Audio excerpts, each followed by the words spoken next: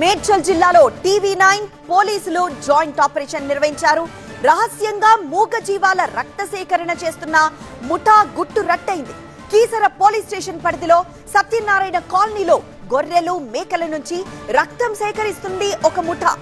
Sonu mutton shop లో గుట్టు చప్పుడు కాకుండా మూగ జీవాల రక్తాన్ని సేకరిస్తున్నారు.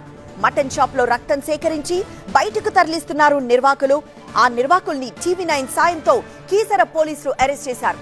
మటన్ షాప్ యజమాని సోను, నకిలీ వెటర్నరీ డాక్టర్ సంజయ్లను అదుపులోకి తీసుకున్నారు. దాదాపు 180 రక్తపు ప్యాకెట్లను స్వాధీనం చేసుకున్నారు. ఓ ప్లంబర్ ఏకంగా వెటర్నరీ డాక్టర్ అవతారం ఎత్తాడు. రాత్రిపూట గొర్రెలు మేకల నుంచి లీటర్ల కొద్దీ రక్తం తీస్తూ మూగ జీవాలకు నరకం చూపిస్తున్నాడు. ఏడాది కాలంగా ఈ దందా సాగుతున్నట్లు తెలుస్తోంది. అనుమతులు లేకుండా లీటర్ల కొద్దీ రక్తాన్ని సేకరించి లీటర్ రక్తం 5,000 రూపాయలకు విక్రయిస్తున్నారు.